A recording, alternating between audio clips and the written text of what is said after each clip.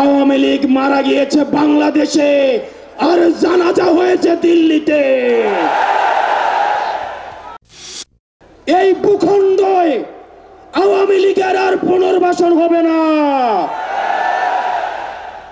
যেই আওয়ামী লীগ আমাদের দাড়ি টুপিওয়ালা ভাইদেরকে বাইতুল মুকাররমের সামনে থেকে টেনে টেনে রাস্তায় নামিয়ে এনেছিল, সেই আওয়ামী লীগের আর পুনর্বাসন হবে না।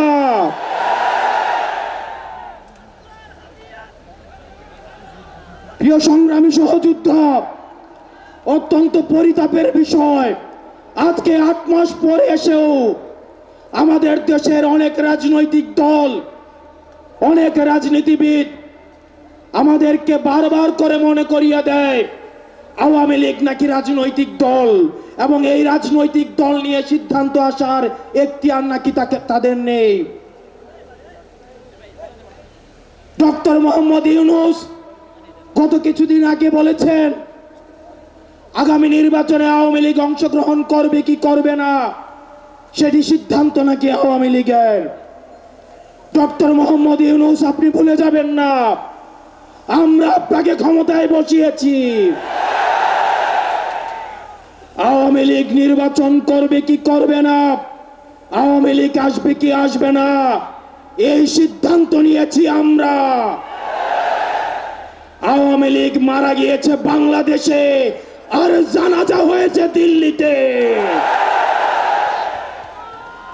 আমার ভাই আবরার এবং শহীদ আবু আলিফের রক্তের উপর পাড়া দিয়ে এই আওয়ামী লীগ বাংলাদেশে আসবে না। এই সংস্কার, আমাদের দেশের সবচেয়ে বড় সংস্কার, আওয়ামী লীগকে নিষিদ্ধ করতে হবে। কোনো কিন্তু অথবা নেই, আচ্ছা দেখছি এরকম কিছু নেই, আওয়ামী লীগকে নিষিদ্ধ করতেই হবে। আপনারা ভুলে গেলে চলবে না, আওয়ামী লীগ কোনো রাজনৈতিক দল নয়। ৭১ পরবর্তী সময়ে আপনারা দেখেছেন শেখ মুজিব সর্বপ্রথম বাকশাল কায়েম করে গণতন্ত্রকে গলা টিপে হত্যা করেছে। এই বাকশালী দিয়ে ৩০,০০০ জাসদ কর্মীকে হত্যা করে সারা বাংলাদেশে কসাইতন্ত্র কায়েম করেছে। আওয়ামী লীগের লুটপাটের কারণে আপনারা দেখেছেন ৭৪-এর দুর্ভিক্ষে ১৫ লক্ষ মানুষ মারা গিয়েছে। আমরা বারবার করে বলতে চাই আওয়ামী লীগ কোনো রাজনৈতিক দল নয়, আওয়ামী লীগ হচ্ছে একটি সন্ত্রাসী সংগঠন। এই সন্ত্রাসী সংগঠনকে নিষিদ্ধ করার মধ্য দিয়েই আমরা সংস্কার দেখতে চাই। একই সাথে সাথে শাপলায় যে হত্যাকাণ্ড হয়েছে, আমরা আপনাদের কাছে অনুরোধ জানাবো এই শাপলা হত্যাকাণ্ডে যারা শহীদ হয়েছে আজকের এই মঞ্চ থেকে এই শহীদের লিস্ট আপনারা জাতির সামনে প্রকাশ করুন। একই সাথে সাথে হাসিনার এই ফাঁসি না হওয়া পর্যন্ত প্রয়োজন হলে আমাদের শেষ রক্তবিন্দু দিয়ে এই তরুণ প্রজন্ম আমরা হাসিনার ফাঁসি নিশ্চিত করা পর্যন্ত আমরা আন্দোলন চালিয়ে যাব।